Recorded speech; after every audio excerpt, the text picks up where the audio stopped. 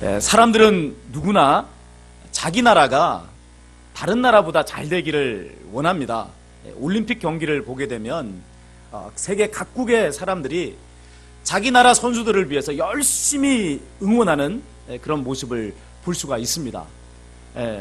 때로는 상대편 이 나라 선수가 실수를 할 수 있게끔 실수를 만들게 하기 위해서 야유를 퍼붓기도 하는 거죠. 이 월드컵 경기의 경우에는 사람들이 응원하는데 목숨을 거는 것을 볼 수가 있습니다. 우리나라 사람들의 경우도 대규모 해외 원정 응원단을 만들어서 그리고서는 그 해외에 가서 열심히 응원을 하는 것을 볼 수가 있습니다. 빨간 티셔츠를 입고 어떻게 외칩니까? 대한민국 막 이렇게 외치지 않습니까? 왜 이렇게 자기 나라 선수가 잘 되기를 위해서 열심히 응원하는 거죠? 내 나라가 잘 되면 그만큼 좋단 말이에요. 경기에서 이기고 승리했을 때 사람들에게 이렇게 말을 하는 것입니다. 봤지? 우리나라 선수들이야. 우리 한국 사람들은 이렇게 우수해 라고 이렇게 말을 할 수 있는 거죠. 그리고 이것은 어떤 이야기하고 똑같으냐면 바로 내가 이런 사람이야. 그렇게 말을 하는 것과 똑같은 것입니다. 그래서 우리나라 대표 선수들이 최선을 다해서 경기할 수 있도록 좋은 결과를 얻을 수 있도록 열심히 그렇게 응원을 하는 것입니다. 자, 그러나 우리가 바로 알아야 할 것이 있습니다. 이런 경쟁심이라는 것이 결코 좋은 것은 아니다 라고 하는 것입니다. 여러분, 세상에는요 수많은 벽들이 있어요. 국가 간의 벽이 있고 인종 간의 벽이 있고 또 남녀 간의 벽이 있고 빈자와 가난한 자와의 부자와의 이런 벽들이 존재하는 것을 볼 수가 있습니다. 자, 이런 벽들 속에서 사람들은 각기 자기가 속해 있는 편을 위해서 열심히 응원을 그렇게 하는 것입니다. 자기의 편 사람이 혹 잘못을 저질렀다 할지라도 감싸주잖아요. 괜찮아. 그러나 상대편에 대해서는 너무나도 큰 차별을 가지고 대합니다. 심지어는 증오하기까지 하는 그런 모습을 볼 수가 있는 것입니다. 세상에 왜 이렇게 많은 벽들이 있는 걸까요? 그 이유는 사람이 하나님을 떠났기 때문에 그렇습니다. 하나님을 떠나기 전에 사람은요 하나님으로부터 온갖 좋은 모든 것을 다 공급을 받았어요. 영생의 삶을 살았어요.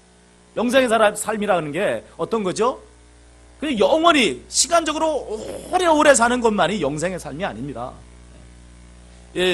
영원한 생명을 얻을 뿐 아니라 하나님으로부터 무한한 자원을 공급받음으로 풍성하게 사는 삶, 하나님 차원의 삶을 사는 것을 가리켜서 영생의 삶이다 이렇게 말을 하는 것입니다. 자, 사람이 하나님을 떠나기 전에는 하나님으로부터 영원한 생명을 공급받았고 무한한 자원을 공급받아서 모든 것을 넘치게 소유하는 자가 됐어요. 그래서 서로를 사랑하고 섬기며 사는 그런 시대였습니다. 그러다가 어떤 일이 벌어지죠? 사람이 하나님을 떠나버리잖아요. 그렇게 되면서 하나님으로부터 오는 모든 좋은 것들의 공급이 다 끊어져 버린 것입니다. 영원한 생명에서 끊어져 버렸고 또 하나님이 주시는 무한한 자원으로부터 공급이 끊어져 버렸습니다. 그러면서 모든 것이 유한해졌고 모든 것이 부족해져 버리고 말았단 말이에요. 자, 그러면 이런 부족한 자원, 유한해져 버린 인생을 어떻게 보상을 하고 어떻게 공급을 받죠? 남의 것을 빼앗는 것으로 이 모든 부족한 것들을 채우고자 하는 것이 인생의 삶의 모습인 것입니다. 이 땅에 수많은 벽들이 만들어지게 된 것은 바로 이 이유 때문이에요. 힘이 있고 능력이 있는 사람들이 편을 짜서 영원히 우리가 우리의 유익을 추구하면서 그렇게 살자라고 만든 이 세상의 수많은 벽들이, 이 수많은 차별의 벽들이 존재하고 있다 하는 것입니다. 창세기 4장을 보면 하나님을 떠난 가인이 노 땅에 거주하면서 성을 쌓은 기사가 나옵니다. 성을 쌓았어요. 이게 무슨 이야기죠? 성을 쌓았다는 이야기는 벽을 만들었다는 이야기 아닙니까? 벽을 통해서 성 안과 성 밖을 구별해 놓은 거예요. 그래서 이 가인은 이 성 안의 복지를 위해서 최선의 노력을 다 기울입니다. 성 안에 사는 사람들이 잘 되는 것이 이게 선한 일이에요. 그럼 어떻게 이 성 안의 복지를 증진시키고 성 안의 사람들이 잘 살도록 만듭니까?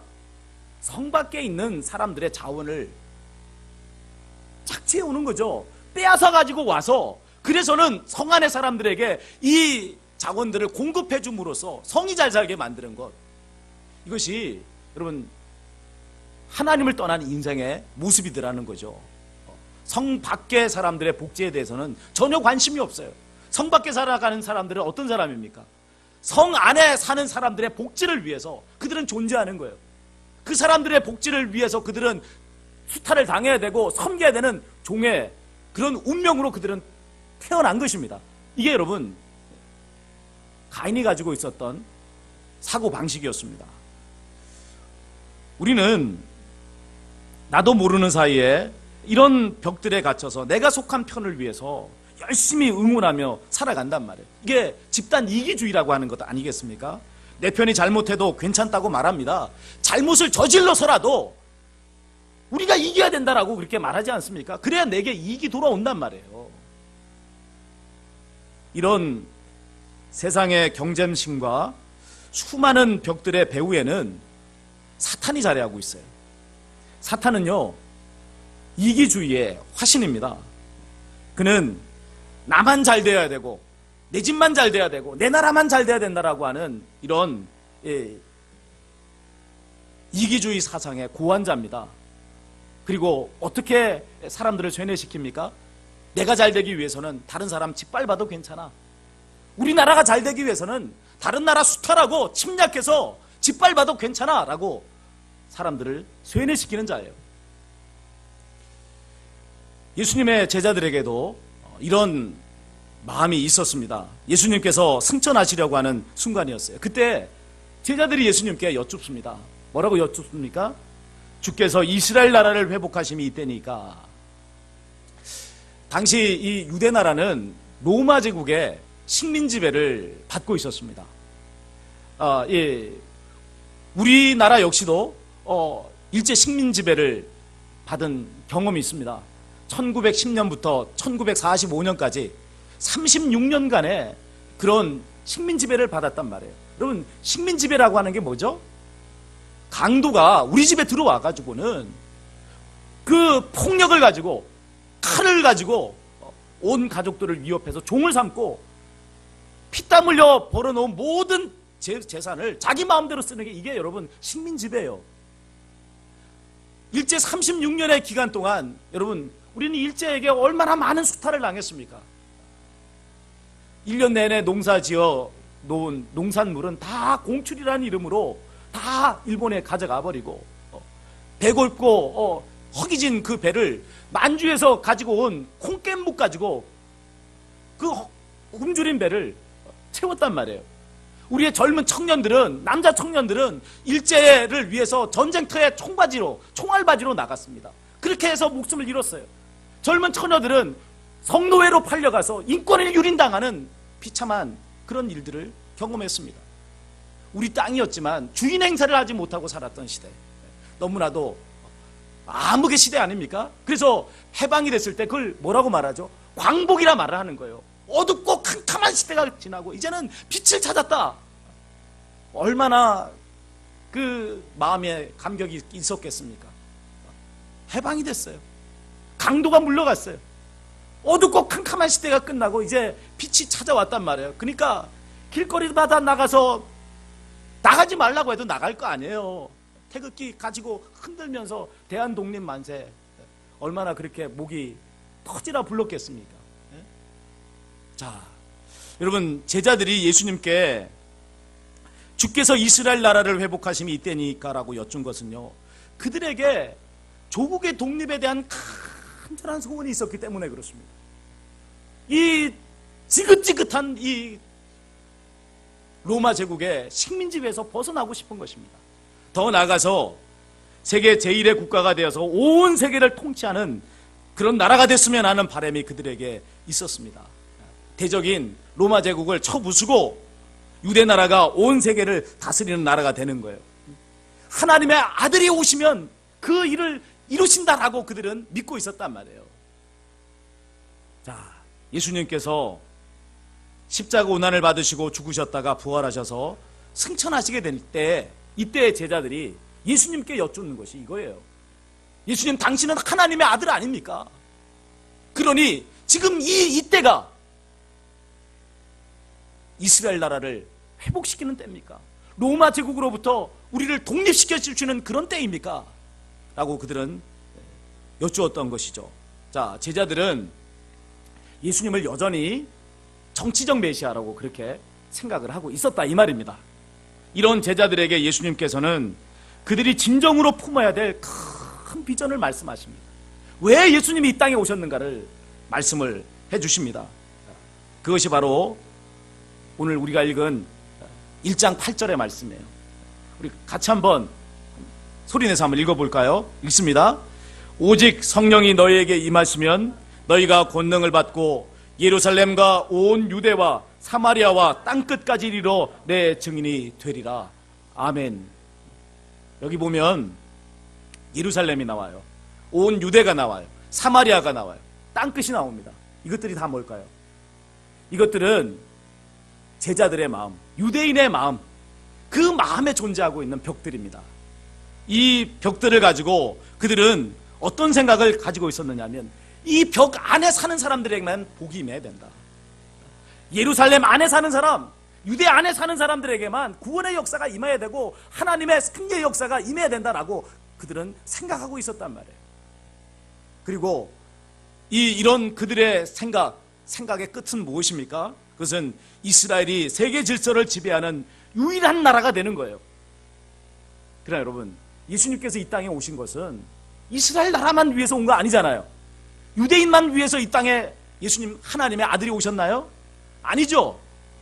온 세계의 인류를 구원하시기 위해, 온 세계 열방과 민족을 구원하시기 위해서 예수님은 이 땅에 오신 것입니다. 사탄이 만들어 놓은 온갖 벽들을 무너뜨리고 그 벽 가운데 갇혀서 서로에게 원망과 서로를 냉대하고 차별하는 이 세상을 하나님의 나라로, 하나된 나라로 만드시기 위해서 예수님은 이 세상에 오신 것이에요. 여기서 우리가 좀 깊이 좀 생각해 볼 필요가 있는 게 있습니다.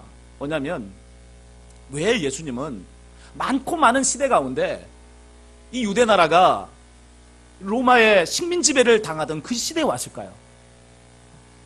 좋은 시대 있잖아요. 다윗이라든지 이런 시대, 이런 시대에 예수님이 오셨으면 얼마나 좋아요. 그런데 하나님의 아들께서는 이스라엘이 유대 식민 지배를 당하는 비참한 그 시대에 오셨단 말이에요. 뿐만 아니라 이 예수님은 권세 있고 능력 있는 그런 사람으로 오신 게 아니라 가난한 목수의 아들로 이 세상에 태어나셨어요. 제자들이라고 부른 사람들이 그 시대의 최고의 엘리트들을 부르신 것이 아니라 너무나도 평범하기 짝이 없는 사람들을 부르셨단 말이에요. 왜 예수님은 그런 사람을 부르셨죠? 왜 예수님은 그런 모습으로 그 시대에 오셨을까요?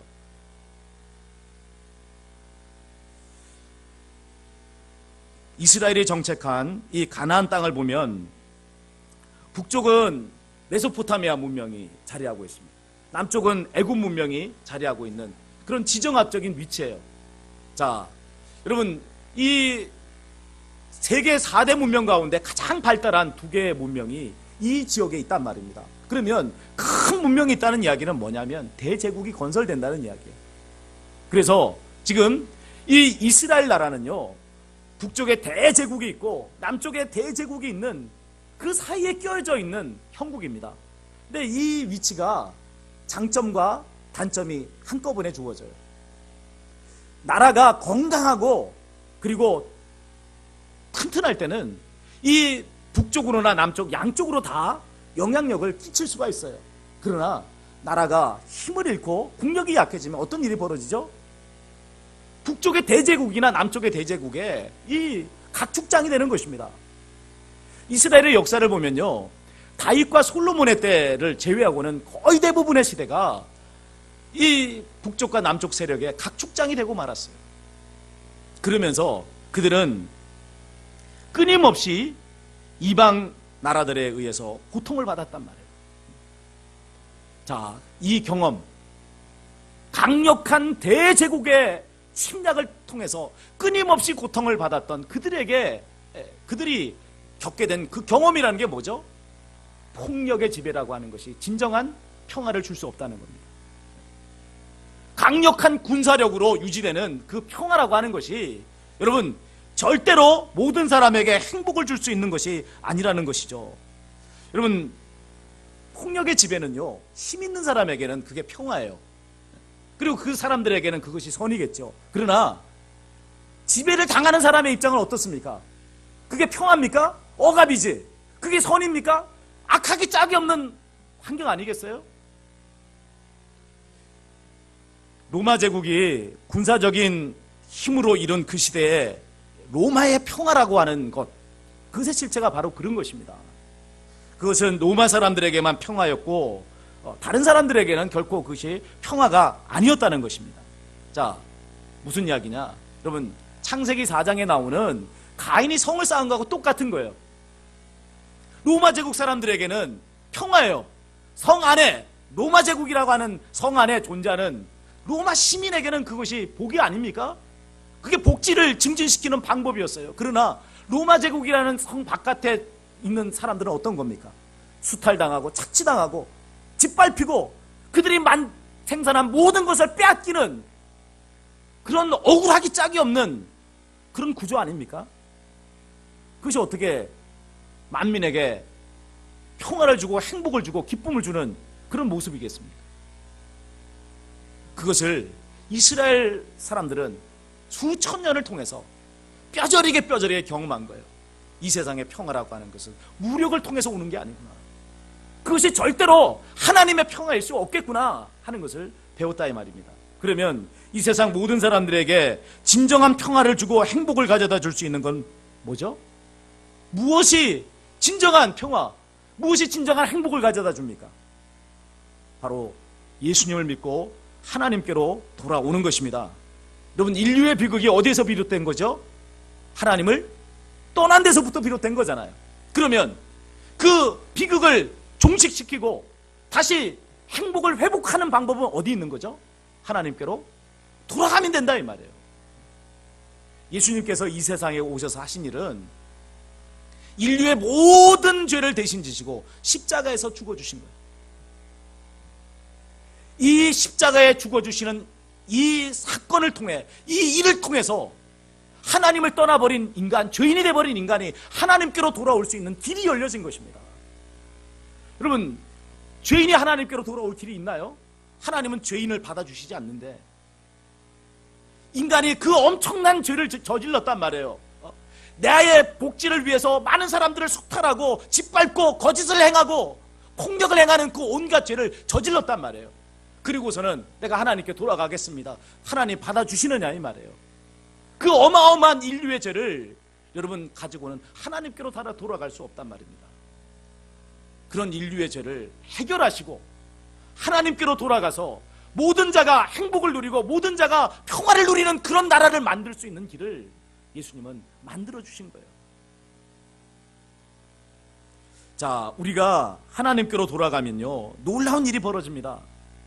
하나님을 떠남으로써 잃어버린 모든 은혜를요 회복하게 되는 거예요. 영원한 생명을 얻게 됩니다. 하나님으로부터 무한한 자원을 공급받는 역사가 일어나게 됩니다. 그래서 사람들이 만들어 놓은 수많은 차별의 벽을 깨트리고 하나님의 사랑 안에서 서로를 섬길 수 있는 그런 인생으로 변화되는 역사가 일어나는 것입니다. 제자들의 사명은요 어떤 것이냐면 이 하나님의 비전, 온 세계를 하나님의 나라로 만드시겠다고 하는 이 하나님의 비전, 이 땅에 존재하는 수많은 차별의 벽들, 수많은 냉대와 수많은 대결의 벽들을 무너뜨리고 하나님 안에서 모두가 하나님의 자녀로서 행복한 세상을 만들겠다고 하는 이 하나님의 비전을 마음에 품고 그 하나님의 나라의 실체를 세상 사람들에게 증언하는 사람들이 바로 제자들이에요. 예루살렘과 온 유대와 사마리아와 땅끝까지의 벽들을 무너뜨려야 됩니다. 그러기 위해서는 그들 마음에 있는 이 벽을 먼저 무너뜨려야 되는 거 아니에요? 그 벽이라는 게 뭐죠? 유대인과 이방인의 차별을 가하는 벽을 무너뜨려야 된단 말이에요.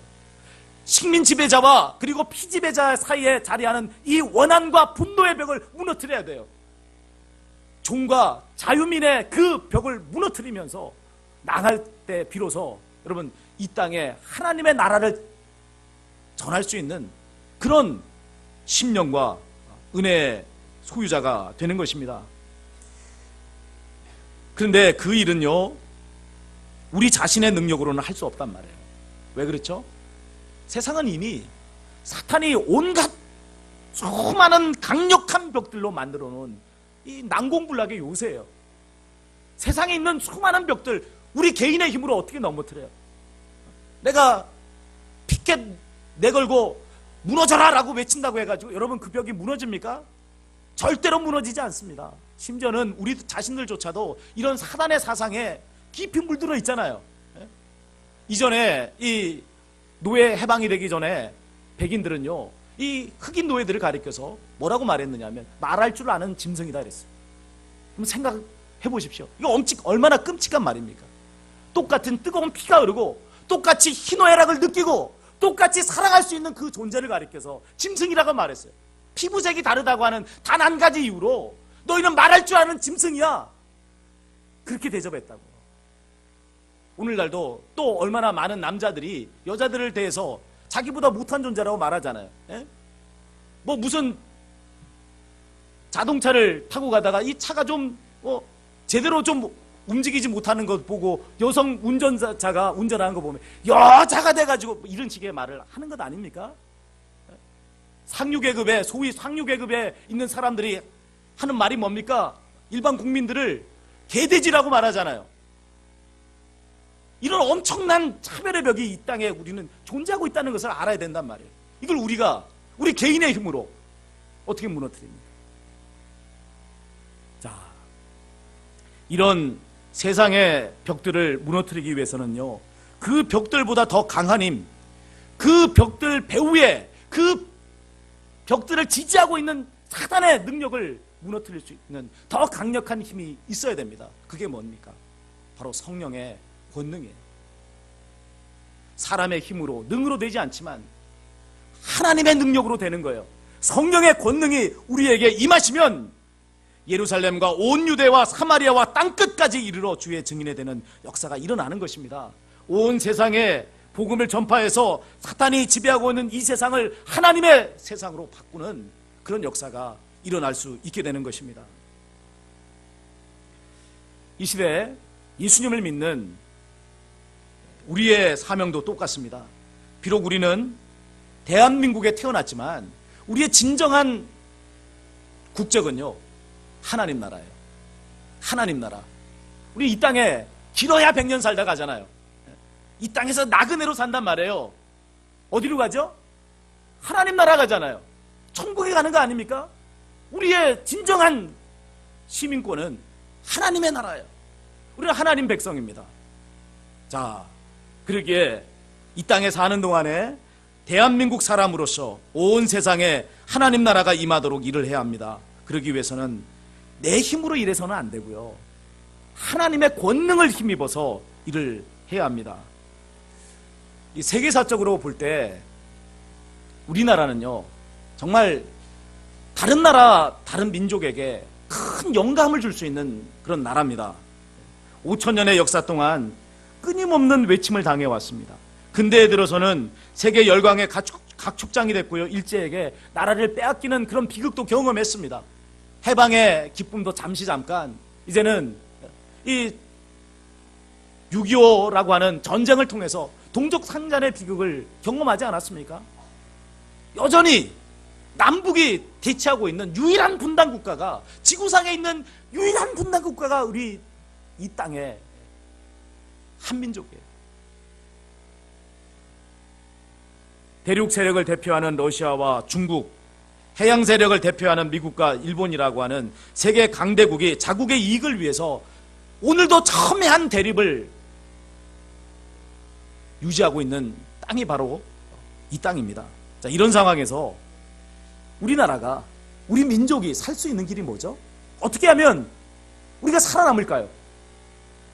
세계 열강이 자기 나라의 이익을 위해서 우리나라의 모든 이권을 어떻게든 자기들 것으로 삼으려고 그렇게 으르렁거리고 있는 현상 아닙니까? 지금 이 모습이 그런 거 아니에요?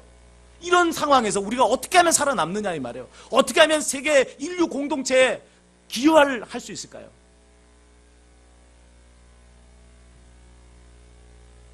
진정한 평화가 무엇인지를 제시해 주는 것입니다.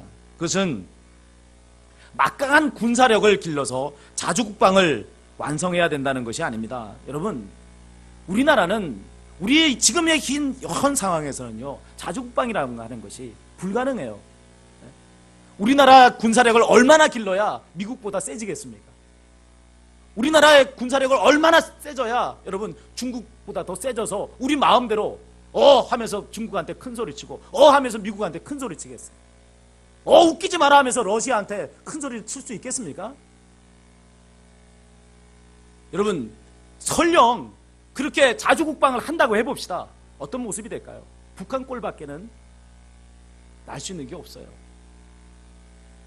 그러면 여러분, 우리가 이 지정학적인 위치에서 해양 세력과 대륙 세력이 끊임없이 이익을 가지고 부딪히는 이런 위치에서 이 나라의 민족이 살아남을 수 있는 길이 뭐예요?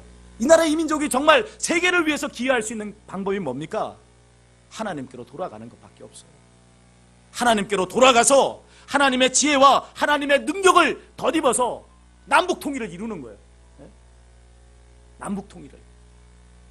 이것은 무엇을 이야기하느냐 하면 민족 복음화와 세계 복음화에 기여해야 한다는 이야기입니다. 진정한 평화는 여러분 자주국방에서 나오는 게 아니에요. 진정한 평화는 여러분 무력에서 나오는 것이 아닙니다. 어디서 나오죠? 하나님께로부터 온다는 사실을 여러분 믿으시기 바랍니다. 하나님께로 돌아가야 돼요. 하나님께로 돌아갈 때 여러분 이 나라 이 민족이 세계의 평화를 위해서 기여할 수 있고 세계를 살릴 수 있는 그런 중심 국가가 되는 거예요. 왜 하나님께서 이스라엘을 북쪽의 메소포타미아와 남쪽의 애굽이라고 하는 거대 문명권의 지정학적인 위치에 자리하게 했을까요? 그들 보고 메소포타미아보다 더 군사력으로 강해져야 된다. 애굽보다 더 군사적으로 강해져서 그래서 북쪽도 정복해버리고 남쪽도 정복한 대제국을 건설하라고 하나님께서 그들을 그 자리에 두신 것이 아닙니다. 진정한 평화가 무엇인가를 가르치라는 것이죠. 제사장의 나라가 돼서 온 인류를 하나님께로 돌아오게 하는 그 역할을 통해서 세상을 구원하시는 하나님의 은혜와 하나님의 평화와 하나님의 구원을 전파하는 나라 민족이 되라고 그들을 그곳에 자리하게 하신 것 아닙니까? 여러분, 이스라엘과 너무나도 흡사한 자리에 우리나라가 있어요. 너무나도 흡사한 위치에 그런 형편 속에 우리나라는 존재하고 있다 이 말이에요. 왜 이렇게 하나님 이 나라 이 민족을 이런 상황 속에 놓으신 거죠? 사명이 있기 때문에 그런 것입니다. 하나님께서 하신 일이 있기 때문에 그렇습니다. 그것이 뭐예요?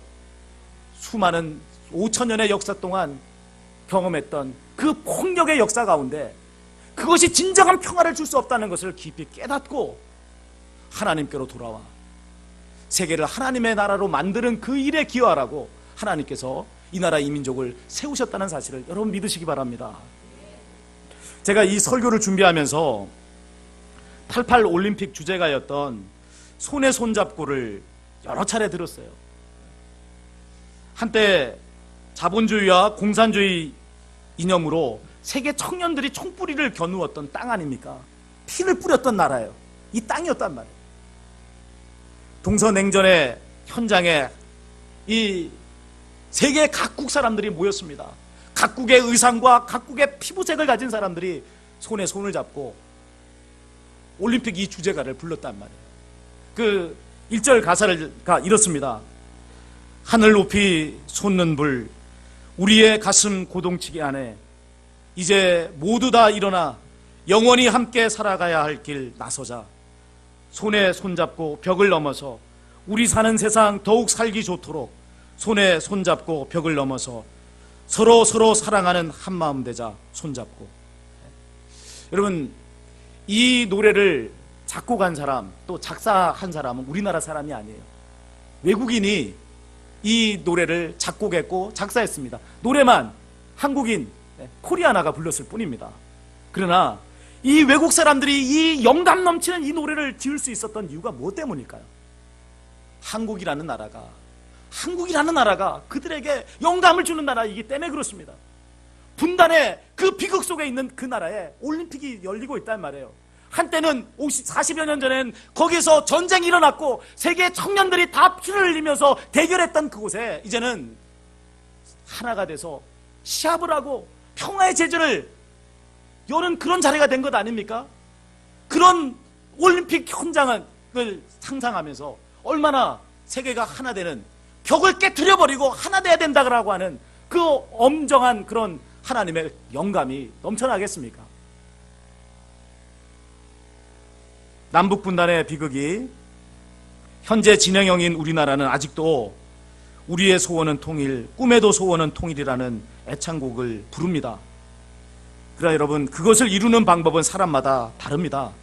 우리는 어떻게 이 땅에 통일을 이루어야 될까요? 어떻게 하면 여러분 이 땅에 하나님의 나라를 이루고 세계 복음화에, 세계의 평화에 기여하는 나라와 민족이 될 수 있을까요?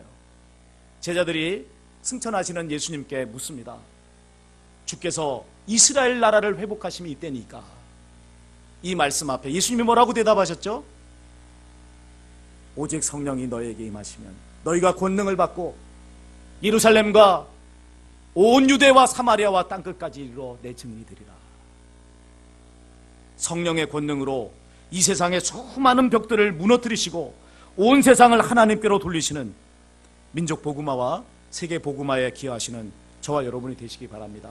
하나님께서 우리와 함께 하시며 이 놀라운 역사를 이루실 것입니다. 우리 주신 말씀 우리 기억하시면서